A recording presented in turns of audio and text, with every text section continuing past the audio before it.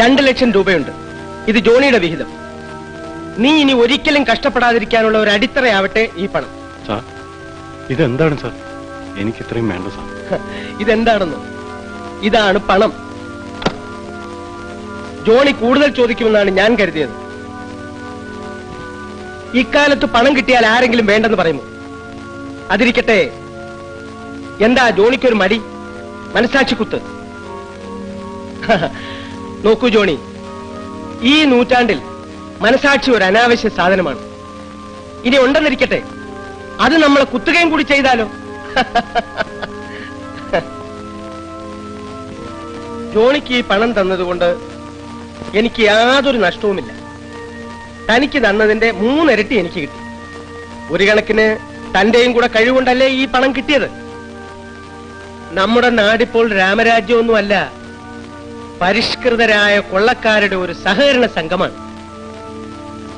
ഇന്നു മുതൽ തനിക്കും കൂടി ഈ സംഘത്തിൽ ഒരു മെമ്പർഷിപ്പ് തന്നിരിക്കുന്നു. എന്താ?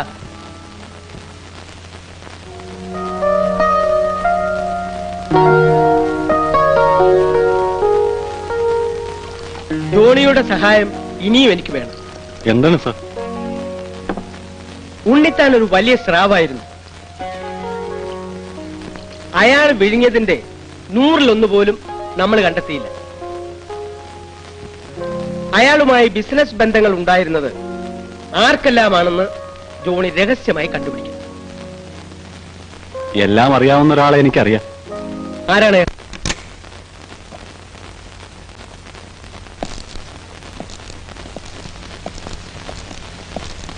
വരൂ, അകത്തേക്ക് ഇരിക്കാം.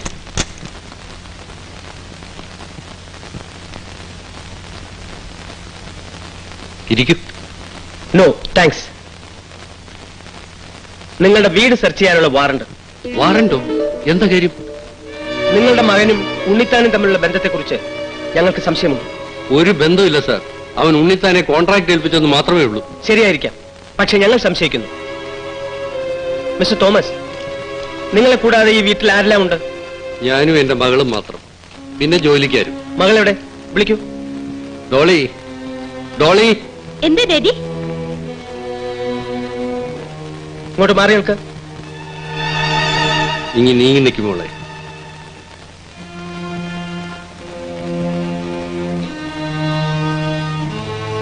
സെർച്ച് കഴിയുന്നതുവരെ നിങ്ങൾ രണ്ടുപേരും വീട് വിട്ട് പുറത്തു പോകാൻ പാടില്ല.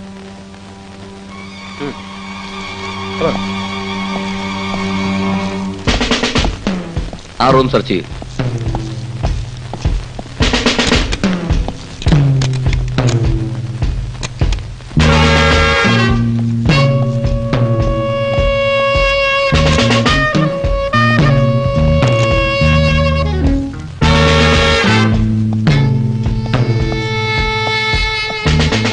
ഒരു കാര്യം ചെയ്യും, ഡ്രൈവറോട് ആ കൊച്ചനയുടെ മകൻ ജോണിയെ ഉടനെ കൂട്ടിക്കൊണ്ടുവരാൻ പറ. വേഗം വേണം.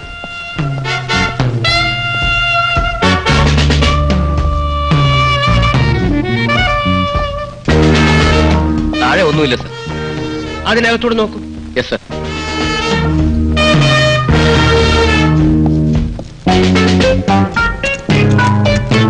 മിസ്റ്റർ തോമസ്,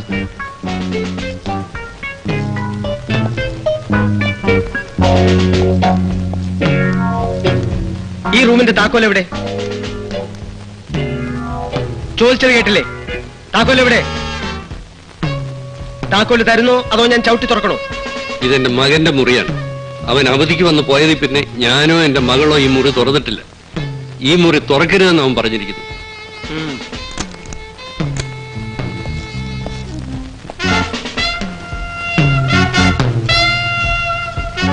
സാർ എന്തിനാ എന്നെ വിളിപ്പിച്ചത്? എന്റെ പൊന്നു കുഞ്ഞെ, എന്നെ ഒന്ന് രക്ഷിക്കണം. എന്താ സാർ കാര്യം? പറ. വരൂ.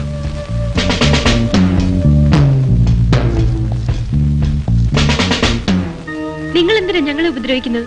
ഓ അത് ശരി, ഞാനിപ്പോ ഉപദ്രവമായി. തോമസ് സാർ ആളയച്ചിട്ടാ ഞാൻ ഇങ്ങോട്ട് വന്നത്. നിങ്ങൾ താക്കോല് കൊടുത്തില്ലേലും അവര് തുറക്കും. ഇനി മുറിക്കകത്ത് കുഴപ്പമുള്ള സാധനങ്ങൾ വല്ലതും ആണെങ്കിൽ അപ്പീൽ പോലും ഇല്ലാത്ത കേസാ.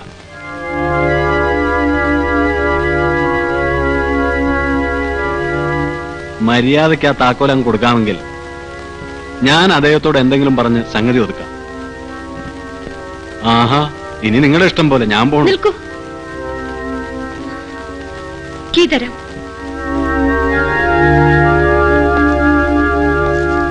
ഇതാ താക്കോല്.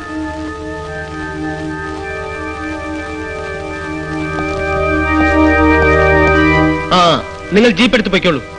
ഞാൻ മിസ്റ്റർ തോമസിന്റെ കാര്യം വന്നോളാം. Yes sir.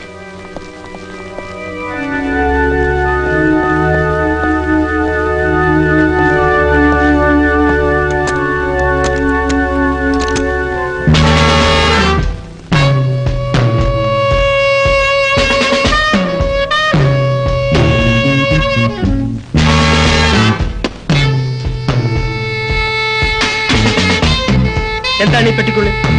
എനിക്ക് അറിഞ്ഞുകൂടാ സാർ. ഉണ്ണിത്താൻ വന്ന് ചോദിക്കുമ്പോ അങ്ങ് കൊടുത്തേക്കണമെന്നാ മോൻ പറഞ്ഞിരിക്കുന്നത്.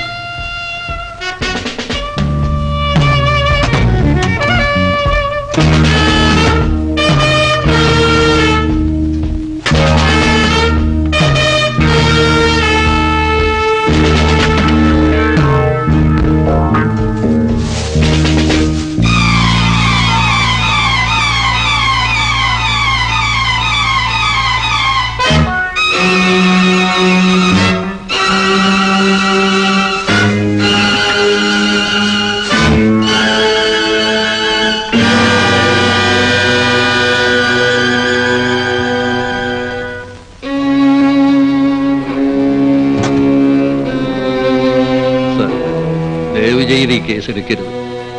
ഈ പെട്ടിയിലുള്ളത് മുഴുവനും അങ്ങ് എടുത്തോളൂ. നമ്മൾ 3 പേരല്ലേ ഇത് കണ്ടിട്ടുള്ളൂ.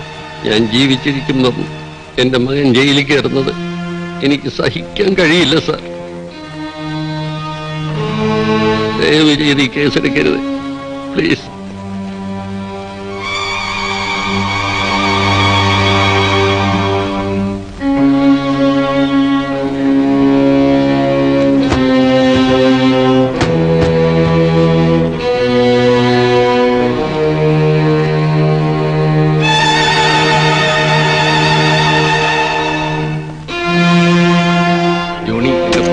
ഞാൻ എന്ത് പ്രത്യുപകാരം വേണമെങ്കിലും ചെയ്യാം. എന്നെ ഒന്ന് രക്ഷിക്കണം. ഈ റൂമിന്റെ ചാവി എന്റെ കയ്യിലിരിക്കട്ടെ. ഞങ്ങൾ പോയിട്ട് രാത്രി വരെ. ആ കാറിന്റെ കീയും തരാമോ? ഇപ്പൊ കൊണ്ടുവരാം.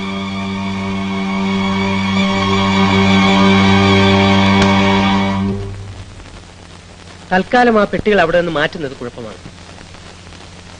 ഇത്രയും അധികം സ്വർണം ഒറ്റയടിക്ക് വിറ്റഴിക്കാനും ബുദ്ധിമുട്ടുണ്ട്. അതവിടെ നിന്ന് മാറ്റാതിരുന്നാൽ അതിലേറെ കുഴപ്പം. ഞാൻ ആലോചിച്ചിട്ട് ഒരു മാർഗമേ ഉള്ളൂ. എന്താണ് സാർ? ആ തോമസിന്റെ മകളുണ്ടല്ലോ, ഡോളി, താൻ അവളെ വിവാഹം കഴിക്കണം. അടുത്ത ഞായറാഴ്ച തന്നെ. സാർ, സാറിനെ കളിയാക്കുകയാണ്. എന്താ, തനിക്ക് അവളെ പേടിയാണ്? ആ പെണ്ണ് വെറും സാധുവല്ലേ? അതല്ല സാർ, അവരൊക്കെ നിലയും വിലയുള്ളൂ. വിദ്യാഭ്യാസം പോലും ഇല്ലാത്ത ഞാൻ, അല്ലെങ്കിൽ തന്നെ തോമസ് സാർ ഇത് ഒരിക്കലും സമ്മതിക്കില്ല. ഭയങ്കര. തോമസ് സാർ സമ്മതിച്ചാൽ നോക്കാമെന്നുണ്ടല്ലേ? അയാൾ സമ്മതിക്കും, അല്ലെങ്കിൽ ഞാൻ സമ്മതിപ്പിക്കും. ഈ മരണക്കുടുക്കിൽ നിന്നും മലയിൽ തോമസ് രക്ഷപ്പെടണമെങ്കിൽ ഇത് നടന്നേ തീരൂ.